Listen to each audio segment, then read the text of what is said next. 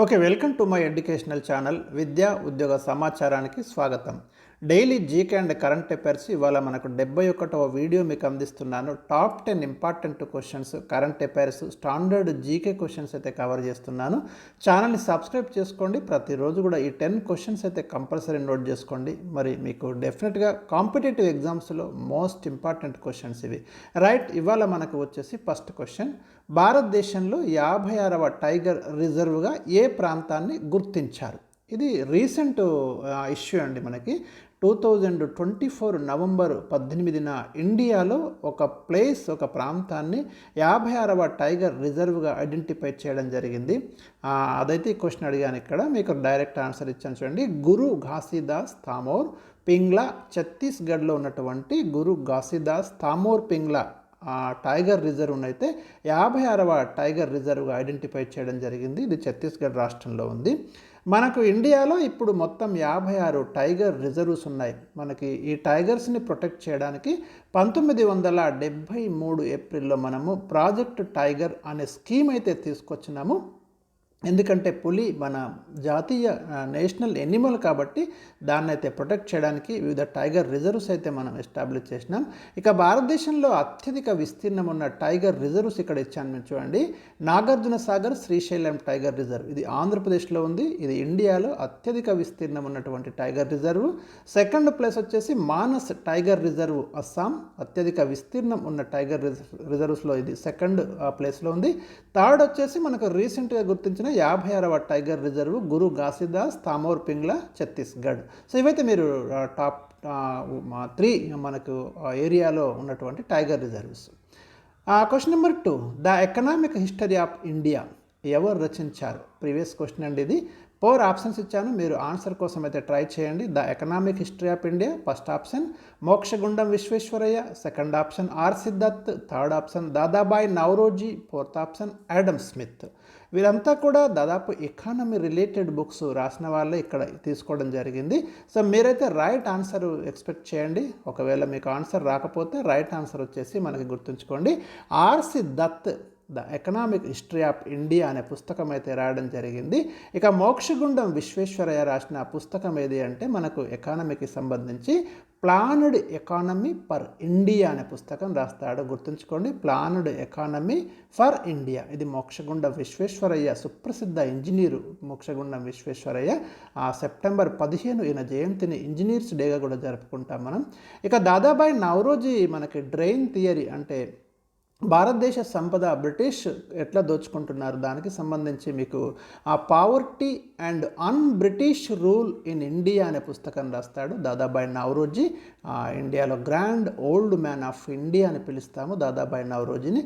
ఇక Adam Smith wealth of nations అనే పుస్తకాన్ని రాస్తాడు ఎకానమీకి సంబంధించి. సో ఇక్కడ right answer R Siddharth. Question number 3, industrial development bank of India, దీన్నే మనం ఐడిబిఐ అంటాం. ఇంపార్టెంట్ బ్యాంక్ అండి ఇది. దీని యొక్క హెడ్ క్వార్టర్ ఎక్కడుంది అనే ప్రశ్న అయితే నేను అడిగాను, డైరెక్ట్ ఆన్సర్ ఇచ్చాను. ఇక్కడ ఐడిబిఐ యొక్క హెడ్ క్వార్టర్ వచ్చేసి మనకి ముంబైలో ఉందండి. మీకు ఇండస్ట్రియల్ అంటేనే పారిశ్రామిక రంగానికి లోన్లు ఇచ్చేటటువంటి బ్యాంక్ ఇది, industrial development bank of India. మీకు ముంబైలోనే ఎస్బీఐ యొక్క ప్రధాన కార్యాలయం కూడా ముంబైలోనే ఉంది. నాబార్డ్ యొక్క ప్రధాన కార్యాలయం ముంబైలోనే ఉంది. సెబీ ప్రధాన కార్యాలయం ముంబైలోనే ఉంది. ఇవన్నీ గుర్తుంచుకోండి. ముంబైలో చాలా హెడ్ క్వార్టర్స్ అయితే మనకి ఉన్నాయి. క్వశ్చన్ నెంబర్ 4, భారతదేశపు మొట్టమొదటి జాతీయ భద్రతా సలహాదారు, నేషనల్ సెక్యూరిటీ అడ్వైజర్ అంటాం కదా, ఎవరు అనే ప్రశ్న అయితే ఇక్కడ నేను ఇవ్వడం జరిగింది. 4 ఆప్షన్స్ ఉన్నాయి చూడండి. అజిత్ దోవల్, ప్రణయ్ సక్సేనా, బిపిన్ రావత్, బ్రజేష్ మిశ్రా. 4 ఆప్షన్స్ ఉన్నాయి. జాతీయ భద్రతా సలహాదారు, ఇండియా ఫస్ట్ భద్రతా సలహాదారు, ఇక్కడ ప్రజెంట్ది కాదు, ఫస్ట్ సెక్యూరిటీ అడ్వైజర్ ఎవరనే ప్రశ్న ఇచ్చాను. మీరు ఇక్కడ చూడండి, రైట్ ఆన్సర్ వచ్చేసి మనకి బ్రజేష్ మిశ్రా అండి, మొట్టమొదటి జాతీయ భద్రతా సలహాదారు. ఇదైతే గుర్తుంచుకోండి, చాలా చాలా important. Question number 5, SAARC secretariat అంటే ప్రధాన కార్యాలయం ఎక్కడుంది అనే ప్రశ్న ఇచ్చాను. Very important question. South Asian association for regional cooperation అనే ఒక గ్రూప్ అయితే మనకి 1985లో ఏర్పాటు చేయడం జరిగింది. దక్షిణాసియాలో ఉన్నటువంటి ప్రధానమైన కంట్రీస్ అన్ని దీంట్లో ఉన్నాయి మనకి.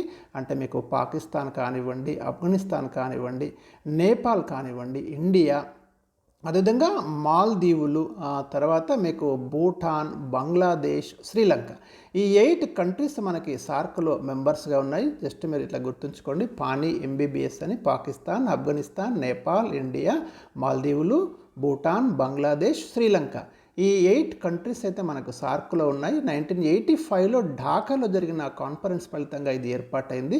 అయితే దీని యొక్క సెక్రటేరియట్ వచ్చేసి మనకి కాఠ్మండ్లో ఉందండి. నేపాల్ రాజధాని కాఠ్మండ్లో ఉంది, గుర్తుంచుకోండి. చాలా చాలా ఇంపార్టెంట్ ఈ సార్క్ కూడా.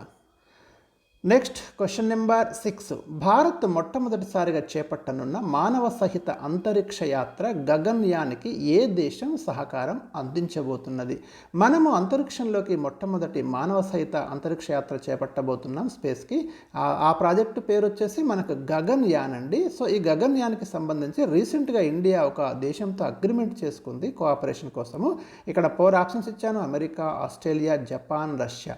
సాధారణంగా అయితే మీరు రష్యా వైపు కానీ అమెరికా వైపు కానీ వెళ్ళొచ్చు, కానీ ఇక్కడ రైట్ ఆన్సర్ వచ్చేసి మనకు ఆస్ట్రేలియా అండి. రీసెంట్గా మనం ఒక అగ్రిమెంట్ చేసుకున్నాము 2024 నవంబర్లో. ఆస్ట్రేలియా స్పేస్ ఏజెన్సీ మరి ISRO, Indian space research organisation బెంగళూరులో ఉంది. మరి ఇస్రో మరియు ఈ ఆస్ట్రేలియా స్పేస్ ఏజెన్సీ మధ్య ఒక అమలు ఒప్పందం అయితే కుదిరింది. అంతరిక్ష రంగంలో ఇవి రెండు పరస్పరం సహకరించుకుంటాయి. సో ఇక్కడ రైట్ ఆన్సర్ వచ్చేసి మనకి Australia. Question number 7. Sheetal Niwas ఏ దేశ అధ్యక్షుడి భవనం? రీసెంట్గా న్యూస్లోకి వచ్చింది. శీతల్ నివాస్ ఏ దేశ అధ్యక్షుడి భవనం అన్నాను. 4 ఆప్షన్స్ ఇచ్చాను చూడండి: ఫ్రాన్స్, రష్యా, నేపాల్, దక్షిణ కొరియా. రైట్ ఆన్సర్ అయితే మీరు గెట్ చేయండి. రైట్ ఆన్సర్ వచ్చేసి మనకి నేపాల్ అండి. నేపాల్ అధ్యక్షుడి యొక్క భవనాన్ని, రెసిడెన్సీని మనం శీతల్ నివాస్ అంటాము. ఫ్రాన్స్ అధ్యక్షుడి భవనాన్ని ఎల్సీ భవన్ అంటారు. రష్యా అధ్యక్షుడి భవనాన్ని క్రెమ్లిన్ అంటున్నారు. దక్షిణ కొరియా అధ్యక్షుడి భవనాన్ని బ్లూ హౌస్ అని పిలిచేవారు. సో అమెరికా అధ్యక్షుడి భవనాన్ని వైట్ హౌస్ అని పిలుస్తున్నారు. నేపాల్ అధ్యక్షుడి భవనాన్ని శీతల్ నివాస్ అని పేర్కొంటున్నారు. Question number 8. 2024 నవంబర్లో భారత సైన్యాధ్యక్షుడికి, మన ఆర్మీ జనరల్కి ఏ దేశం తమ సైన్యంలో గౌరవ సేనాని హోదాను ప్రదానం చేసింది? ఇట్లాంటివి చాలా చాలా ఇంపార్టెంట్ అండి.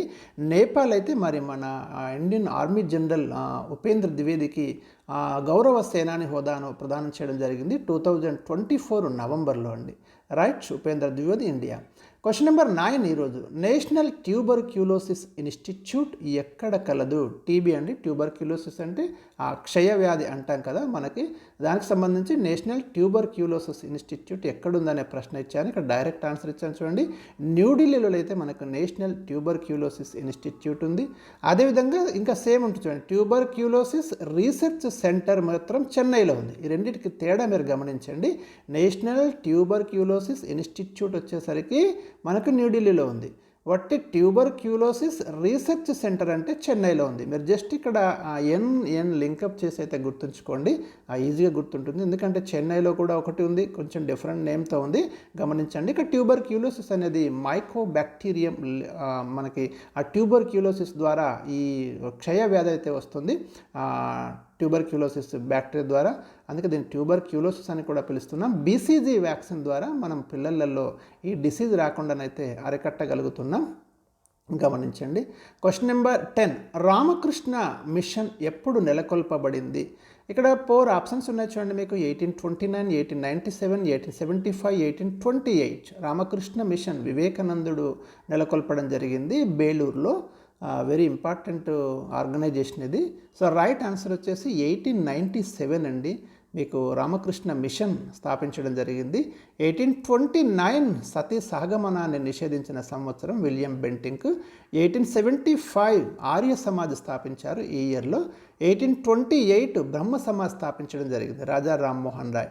సో 1897లో రామకృష్ణ మిషన్ని, బేలూరులో మరి రామకృష్ణ మిషన్ని వివేకానందుడు స్థాపించడం జరిగింది. సో ఇవి ఈరోజు నేను మీకు ఇచ్చినటువంటి 10 ఇంపార్టెంట్ క్వశ్చన్స్. మీ రెస్పాన్స్ అయితే కామెంట్స్లో నాకు తెలియచేయండి, వీడియోని లైక్ చేయండి తప్పకుండా.